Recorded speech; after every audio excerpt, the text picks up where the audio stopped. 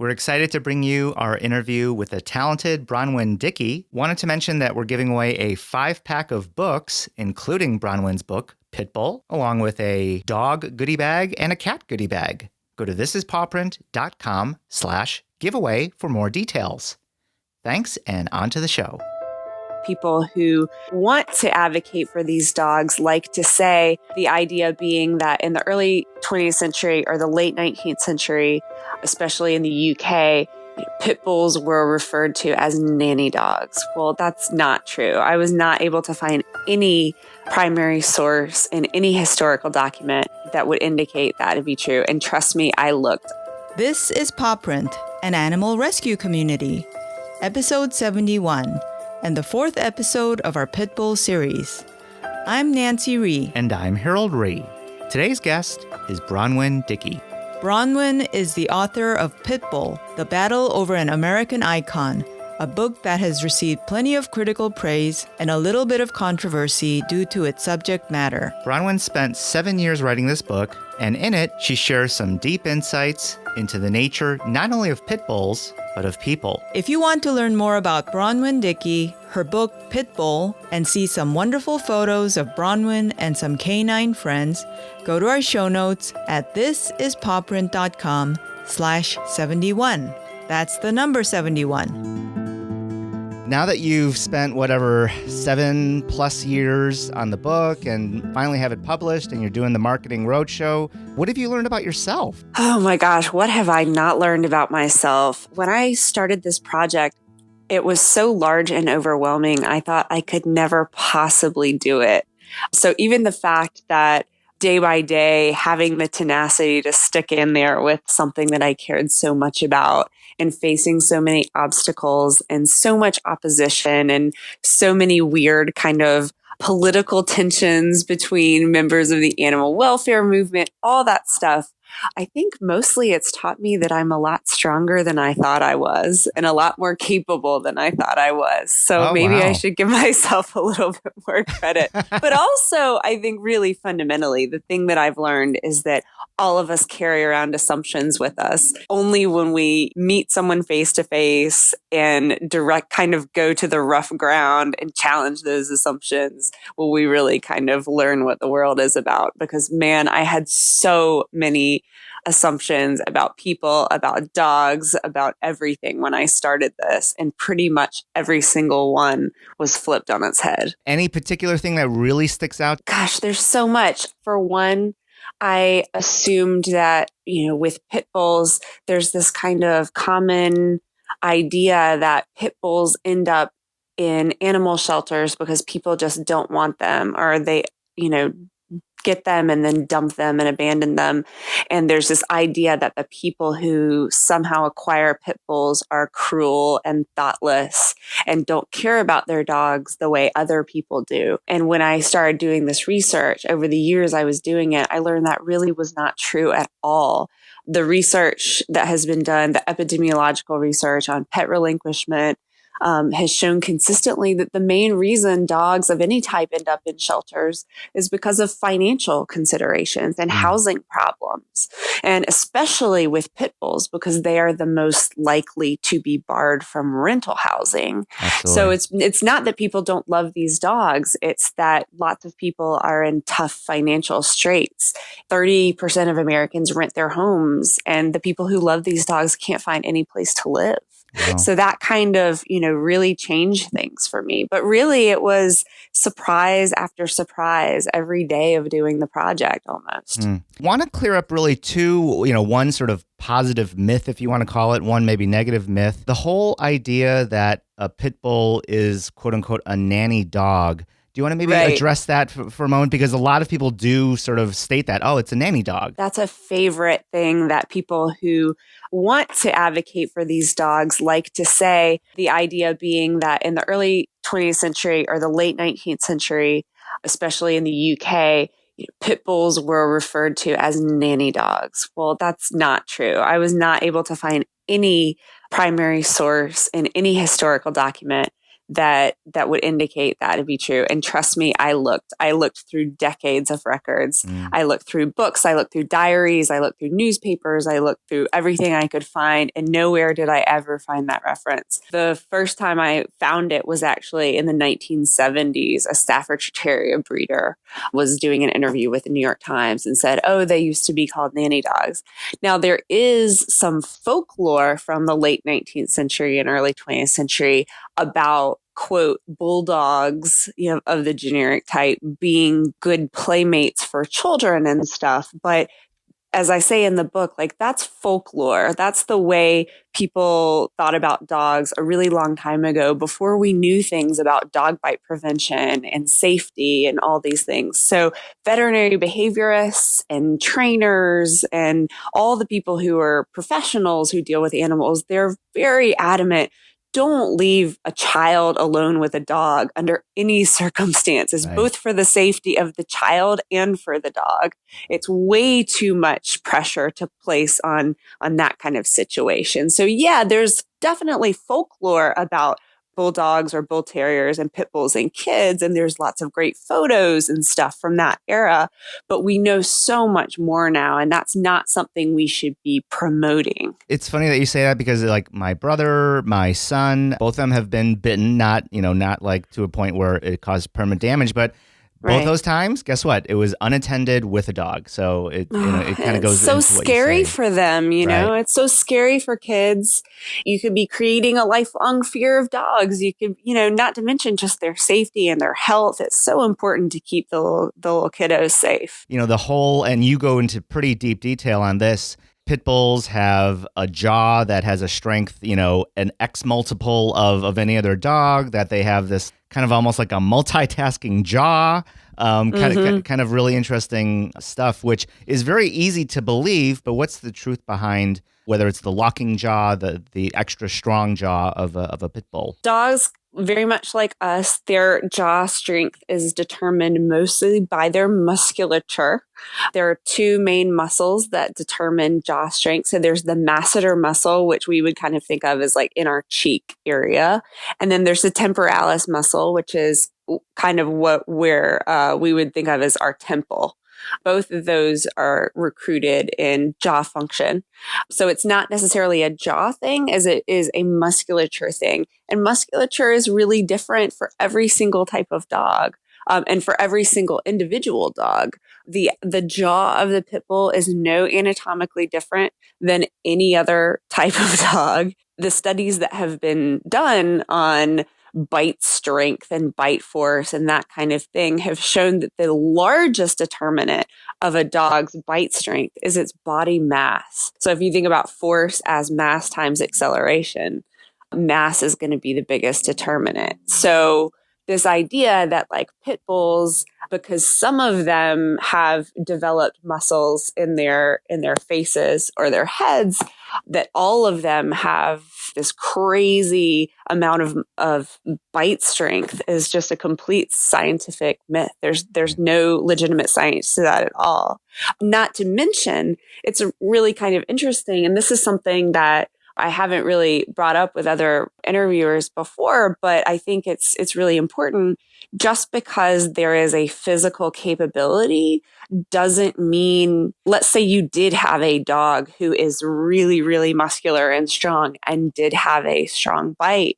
That doesn't mean that dog is immediately going to go around biting people in a really severe and scary way. Right. Just because someone goes to the gym and lifts weights, just because a high school kid plays football, doesn't mean they're going to go out and commit murder. Mm-hmm. So, we kind of forget when we look at things like jaw strength or any of that, this is a sentient creature that has a Absolutely. brain and emotions and is capable of making decisions. I mean, you have the whole issue of bite inhibition.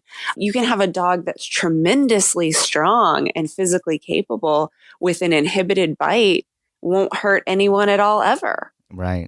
So dogs, like the canine mouth is a really sophisticated tool that they certainly know how to use in lots of different situations. And in fact, one of the other guests that we interviewed, he has a line which I think is so similar to yours, which is, just because let's say pit bulls, maybe historically, they were bred for a certain function, maybe fighting, maybe other things. Right. Yeah, It doesn't mean that each individual pit bull is that. What they are is they need to be considered on an individual level. So, yeah, absolutely. Yeah. And kind of as I describe at length in the book, maybe too much at length, when we say pit bulls, we are using this incredibly broad term for at least 4 pedigree breeds, 3 of which were never and are not used for illegal dogfighting anyway. Right. So we're basically lumping in the 3 of the 4 breeds,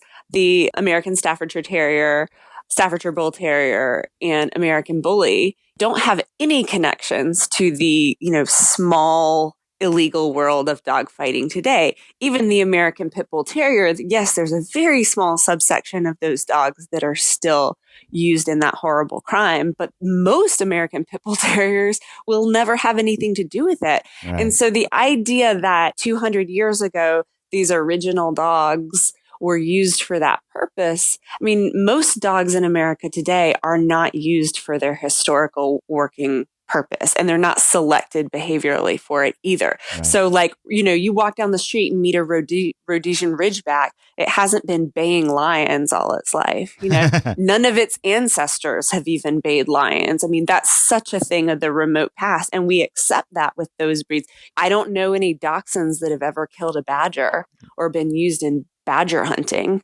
And yet we assume that these things, that it's like software that got installed and you somehow can't get it out.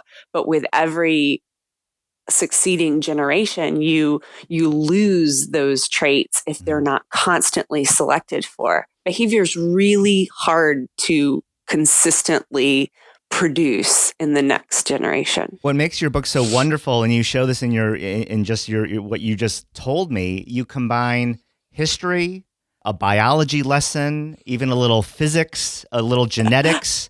Did you really enjoy having to combine all those disciplines, or was it kind of like this is just way too much? No, I actually loved it. I'm, as you can probably tell from reading the book, I'm a true nerd at heart. I probably would not have been able to commit so much to a subject if I didn't think there were a lot of disciplines I could bring to bear in it.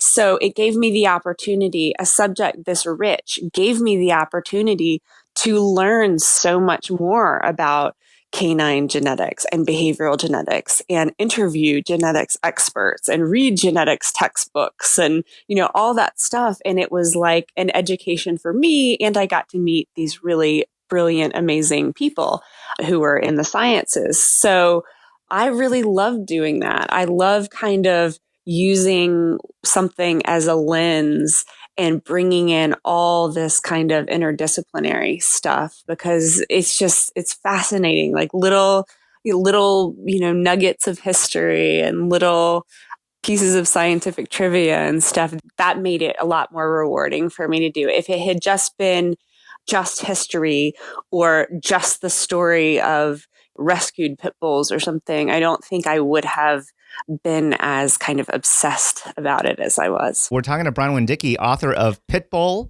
The Battle Over an American Icon. I think I got that right. Yes. To me, what's intriguing about your book, and it makes me it feels a little bit like a little pessimistic about people, is the idea that when you look at journalists, when you look at the scientists who were reporting on pit bulls, they basically missed the mark. And it's people like you, it's people like Karen Delise. It's not like Karen had to do that much research, but with just some basic research, she was really able to unveil some shortcomings. Well, I mean, she actually did an incredible amount of research, but the kind of things that she found were things that you would have assumed other people would have noticed, right? I mean, Karen's probably one of the most exhaustive researchers I know, but in terms of calling up small town librarians to ask for their public records, about some obscure dog bite related death. I mean, she's very dedicated to finding information that can help us eliminate or at least drastically reduce the number of people who are killed by dogs, which is already incredibly rare. But, she's very much motivated by that. It was surprising for me and sad, but also very instructive as a journalist, looking at how credulous certain reporters were when a random person advertised him or herself as an expert in dogs.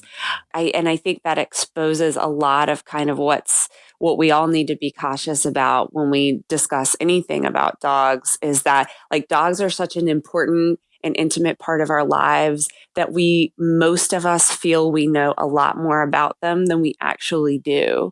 And so there's all this like folk wisdom and old wives' tales and stuff that circulates. Everyone who's ever had a dog feels like they, quote, know dogs, and they don't respect the, legitimate science that has been building for a long time. So the fact that even in my experience as a journalist reporting on this book, it was part of why it took so long was because I would encounter so many people who advertise themselves in some way or another as pitbull experts, only to look at their actual resumes and actual credentials and find that they shouldn't be calling themselves anything experts. They didn't have any scientific background in this. Some of them, had never even really, there was, one who testifies as an expert in court cases on basically advocating for breed bans. And when I asked him about, how many of these dogs he had ever handled or examined, he said, well, what difference does that make? Right. I mean, and so I think as a reporter, I was just like, wow, you can't just take things at face value, or whether people are throwing statistics at you that sound very official. It's always worth going back and saying, please tell me exactly how this statistic was derived, because in some cases, people just made it up. One of the statistics you quoted, I think in the United States, we have at least 55 million dogs out there. Oh, at least 77 million. Oh, okay. Thank you. No, thank you for the correction. Yeah. So it's like enormous. Yeah. Right. Obviously, there are more dog bites than dog bite related fatalities, but dog bite related fatalities, not to minimize the fact that some people do die, but it's such a small number. It's fantastically small. I mean, it's so small that when I tried to actually graph it with software, because I wanted to include kind of a table, a risk table, and when I put it into the software, the number was so small that it wouldn't show up. I mean, it literally fell off the graph. Right. So we have 320 million people in this country. There are two competing estimates between 77 and 83 million dogs. And the number of people who are actually killed by dogs every year is about 35, like not 350, not 3,500, 35. So, fewer than a college English class. Right. I mean, it's just this tiny number. And those are horrendous tragedies for the people involved. And we need to do everything we can to learn about how to prevent those incidents. But it's so rare that to think about making a policy about that, it would be like, it's up there with lightning strikes. It's up there with people who die from like flesh-eating bacteria. When you consider that, like, for instance, with the issue of children being killed by dogs, you have roughly a little more than half of those fatalities will be children, unfortunately. But over 400 children a year are murdered by their own parents. Wow. So it's like we have to keep this in perspective, considering the deprived conditions in which so many American dogs live. I think it's kind of a miracle that doesn't happen more often. Yeah.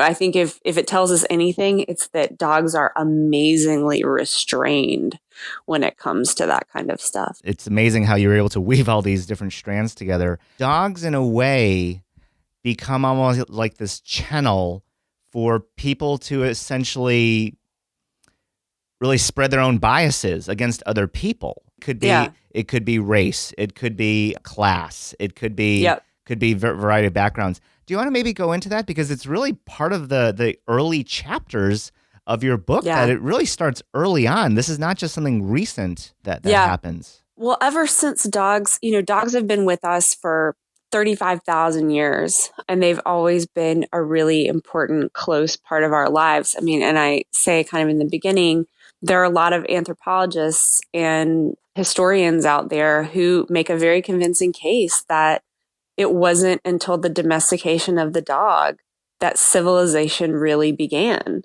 Before dogs lived with us, we were nomads, but having dogs to alert us of dangers, guard us at night, help us hunt, that was what really allowed us to establish permanent settlements. So they've been this huge part of our lives for a really, really long time. And that's so wonderful in many ways, but there's also a downside in that we identify so heavily with the dogs closest to us and the dogs closest to other people that the dogs get drawn into like this proxy war between human groups. So it's gone on for a really long time, but it was most pronounced in kind of the Victorian era, where the dogs of the poor were seen as disease-ridden, dangerous, unworthy, stupid, savage, and they were, always subjected to different laws than the dogs of the wealthy. In the antebellum South, slave owners would ban slaves from having dogs because it was assumed that if slaves had dogs, those dogs would be somehow a threat to plantation life. But it also became a way of taking one more emotional relationship away from slaves, making them feel even less empowered than they already were. So it was like this horrible emotional political game that's been played with dogs for a really long time. And it flares up periodically through history. So in World War I, there was a really ugly hatred toward German breeds, but specifically of all dogs, the dachshund. Dachshunds were used in political cartoons, and it would show like the hand of Uncle Sam literally strangling a German dachshund, saying, "I love dogs, but not this breed." Right. And it was an expression of patriotism, right? Yeah, At the right. time, yeah. Right. We love things that are like us, and we hate things that are like them. And so dogs just get really wrapped up in that, unfortunately, because we're so closely identified with them. Unfortunately, pit bulls they've kind of ridden the wave of that. They crested it. The highest high was in the early 20th century, where they were the all-American average Joe dog. We literally wrap them in the flag, as I say in the book. When it kind of things got uglier and they were portrayed as the dogs of drug dealers and thugs, etc., that language was so racialized that it became this just racial fear-mongering, basically. Wow. Thanks for sharing that. Going to the modern world right now with animal rescue, you go to your local shelter and 50% or more of the dogs in the shelter are pit bulls. Here in California, we also have a Chihuahua problem. When you view that, and people might ask you, "Hey, Bronwen, should I adopt a pit bull?" What kind of advice, if any, do you offer? I would say, more than anything, adopt the dog that is right for you, the individual dog that is right for you, no matter what it looks like. So I would discourage people from adopting a dog just because it's a pit bull, in the same way that I would discourage people from avoiding a dog just because it's a pit bull. I think, if anything, doing this project has really instilled or reinforced in me how important it is to look at the dog in front of you. We get really caught up in the breed thing. And there's, some some kernel of truth to all that, of course, but mostly it's marketing. Most dogs in America live the same life as family pets. So to kind of wrap everything up in breed is really unfair to the dogs. They're dogs first. They share more than 99.8% of their DNA. So I think with me, you would think that after all this research on pit bulls, like I'm always going to have pit bulls or whatever. I'm most habituated to them now because I've been around so many of them. But if anything, it's kind of freed me from this idea that I have to have a certain type of dog. Now, I used to really not be into small dogs at all. I was definitely a large dog person. And I thought, I wouldn't be caught dead with a Bichon or a poodle or, something. But that in its own way is a kind of bias and prejudice. Right. That's what I would say. All right. Thank you. Thank you. Now that you've written your first book, what are you kind of looking forward to as your next big project? Well, it's way too early to say. Mostly, I'm looking forward to some sleep and some not worrying about everything I have to get done that day. So I'm going to take a little bit of a break. But next project, I think, and I've only have the faintest inklings of what that will be, but I would like it to deal with similar themes of prejudice, of bad science, of ineffective laws, and kind of how we persecute those at the bottom of society. I think it will definitely deal with those themes. You obviously don't just write books, but you also a writer in general. Maybe tell us a little bit about your regular job. Yeah, my regular job. I'm your kind of run-of-the-mill freelance magazine writer. So whatever kind of strikes my fancy at any given moment, I'll run off and explore that for a few months. And I started out doing travel, which focused on science and the environment, which was wonderful. I got to write things about rivers and virgin reefs in Papua New Guinea and stuff like that. It was really fun.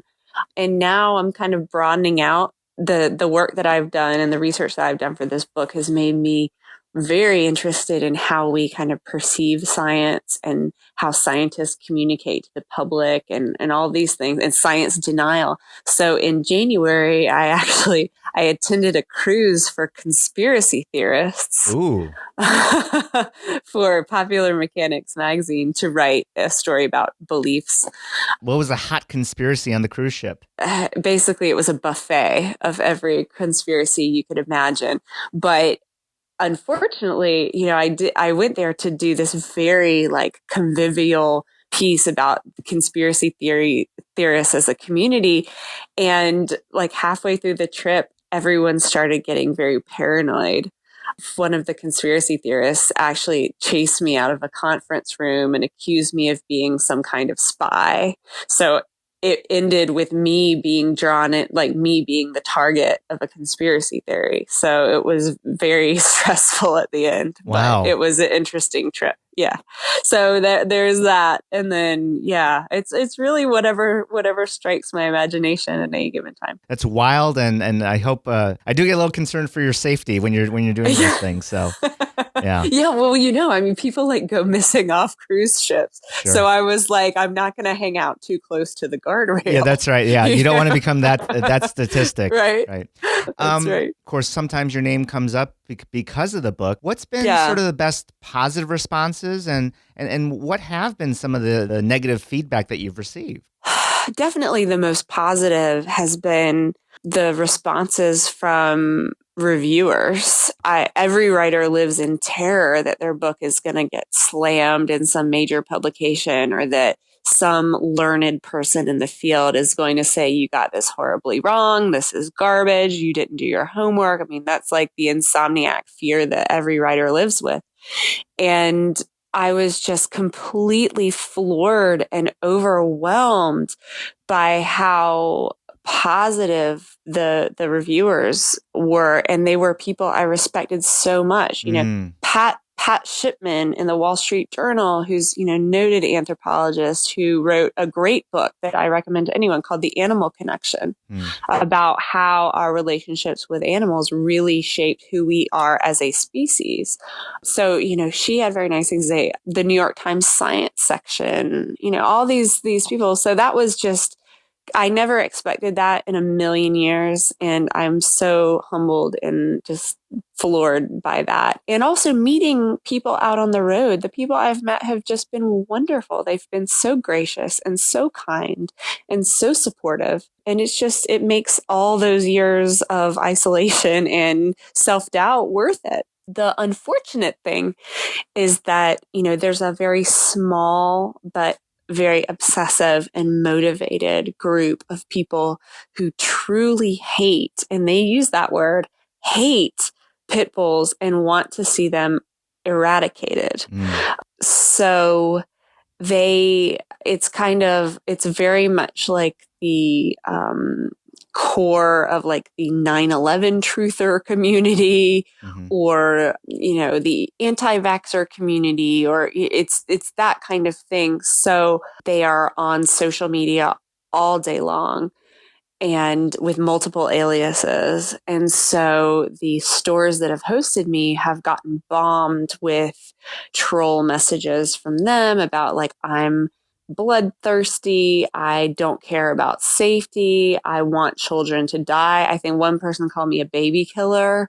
Yeah, very much like the kind of Westboro Baptist Church rhetoric. And so that's been really ugly. There were photos posted of my house online. I had to get security cameras. At one point, someone attended one of my readings and was so disruptive that the store had to call the police.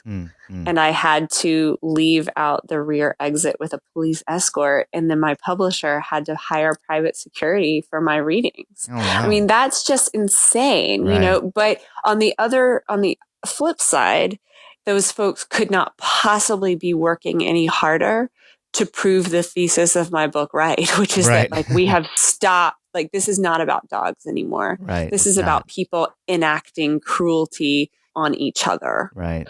Using dogs as the channel, right? So. Exactly. Using dogs. Because there's no, anyone who reads the book, and I hope it was clear to you and anyone else, like I am so invested in preventing injuries, and I have so much empathy for the people who've been injured by dogs. But calling me fat and ugly on Facebook does not help the victims of dog bite injuries. Yeah. You know what I mean? And as my wife Nancy and I have discussed previously, it's like you don't need that kind of group from an animal rescue perspective.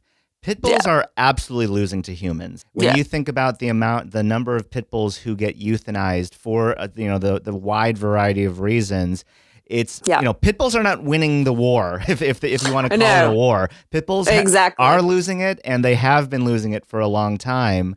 Yeah, I mean, you think about dogs of all types. Quote whatever label you want to put them.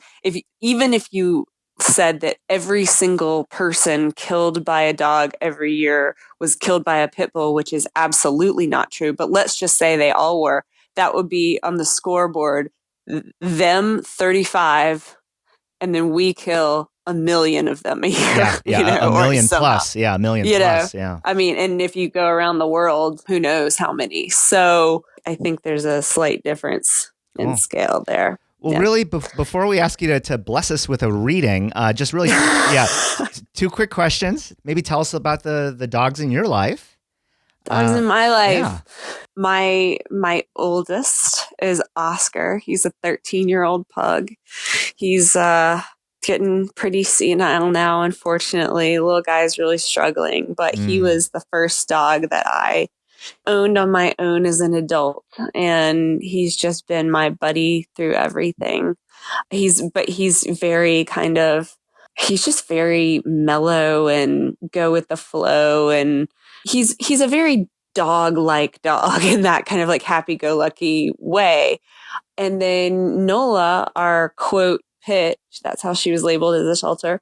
She's 7, and she's I don't know, she's kind of like Lady Mary in Downton Abbey or something. I mean, she's like a diva, she has this like very much of this like kind of diva-y fire. She's very pretty. She's very elegant. She's very athletic and she's very sensitive and she's funny. But yeah, they're very, very different. She definitely bosses the little O man around quite a bit and she cleans his ears for him and stuff. But she's also a little fearful, she doesn't love, she's not one of those happy-go-lucky pit bulls who like are absolutely bomb-proof that want to like go out to parades and go out, she's like, she'll tremble, at that stuff. She's more of a homebody. Oh, okay. All right. Well, thanks for sharing that.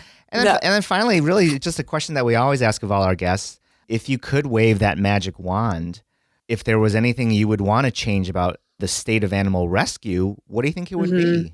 I would like to see more of a comprehensive effort made to not only show empathy for the animals that are involved in all this, but also show empathy and compassion for the people.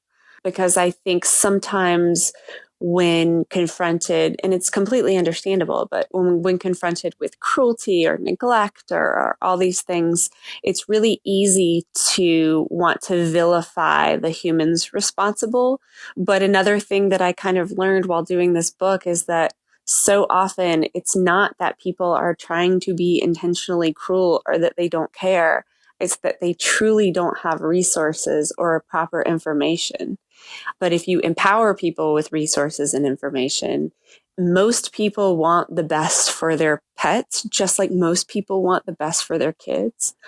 And so I think some of the rhetoric that really devoted rescuers sometimes use is a little troublesome to me, such as don't ban the dogs, ban the owners. Or I understand where that's coming from, but I don't think it's helpful to talk about people in that way because so many people I met were really struggling. When people struggle, animals struggle.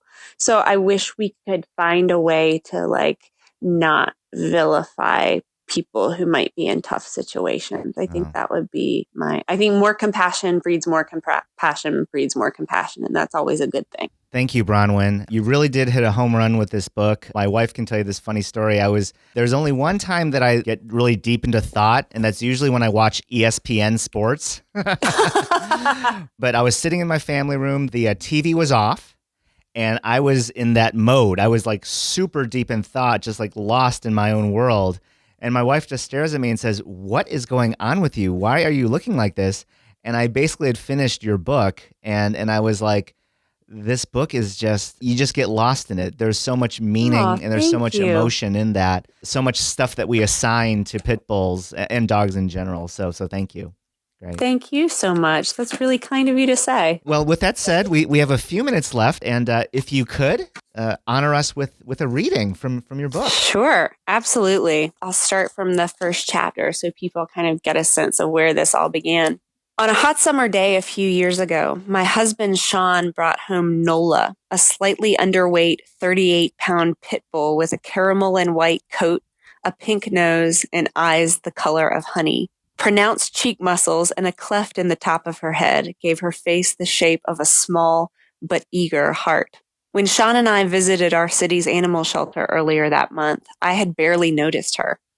"Wait a minute," he said, as I cooed over a flashier and more extroverted candidate. "What about this one?" When she glued herself to Sean's legs in the shelter's play yard, we agreed to give her a home. We did not need another dog. We had been married less than a year, and we still did not know how best to shape our independent selves to the contours of a shared life. Sean worked long hours at a local hospital, and I spent weeks away from home on reporting assignments. Oscar, our imperious black pug, had finally gotten to the age where we no longer worried about leaving him alone in the house, and not worrying was an activity I had come to enjoy. Any new addition would put a large speed bump in our otherwise smooth routine. I'm still not quite sure why we did it, but I do remember an unnerving sense of recognition when she looked at me through her chain-link kennel. It was a feeling I had never experienced before and haven't since. I can't say that she stared at me exactly, but she never looked away either. Somewhere underneath that look was a spark of intense curiosity. It was a look with layers. In his classic essay, Why Look at Animals?, the critic John Berger writes that the look between man and animal is one of enormous weight. It is a bridge between our species and theirs, one of the few that can be built between creatures that do not share a common language. The animal scrutinizes man across a narrow abyss of non-comprehension, Berger says. When man looks back, however, he is always looking across ignorance and fear. I did not feel fear in the presence of this particular dog, but hundreds of news reports about dog attacks told me that I had good reason to fear her kind. For almost 40 years, the media have recycled a seductively simple narrative about dangerous breeds that relies on terrifying anecdotes and a vocal minority of people who have declared themselves experts. Those closest to me were quick to express their reservations about adopting a pit bull. I wouldn't do it, one woman told me solemnly. Those dogs will turn on you, and once the aggression switch is turned on, there's no turning it off.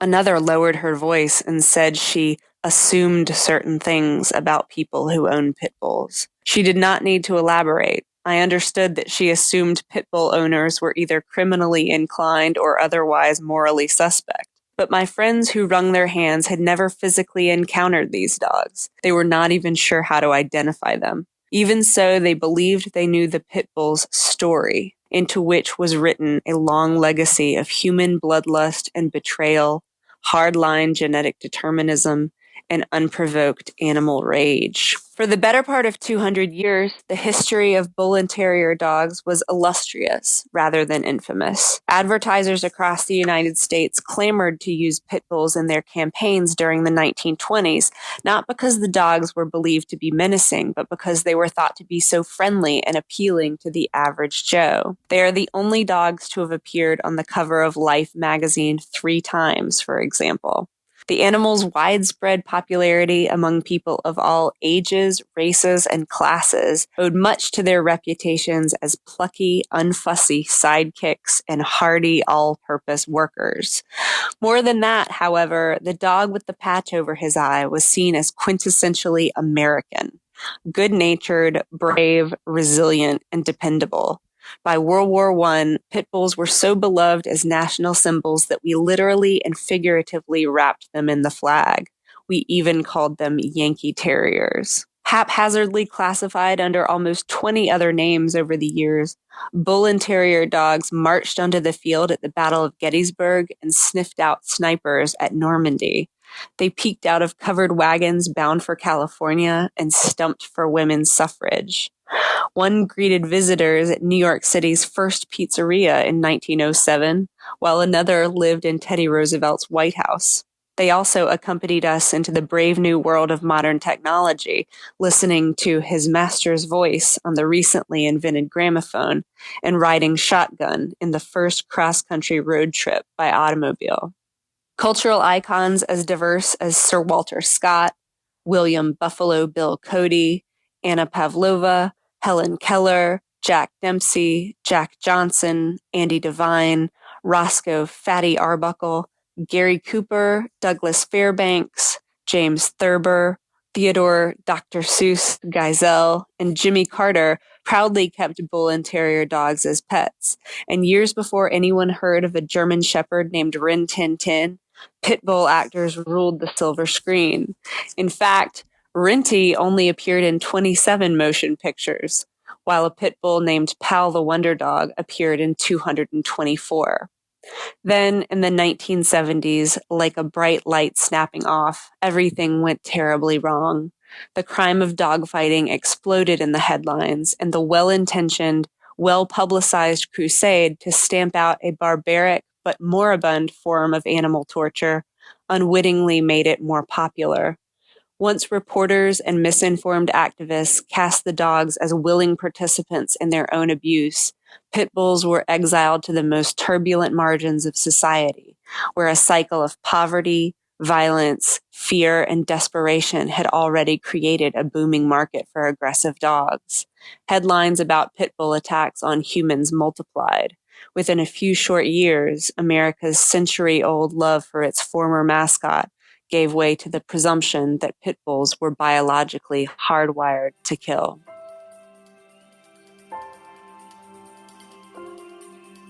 We want to say thank you to Bronwen Dickey for sharing her story and for the hard work and dedication she put into writing this book. We also want to say thank you to Peter Zheutlin, author of Rescue Road, for connecting us with Bronwen.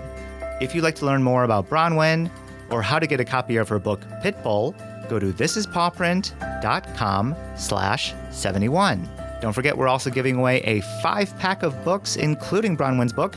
Go to thisispawprint.com/giveaway.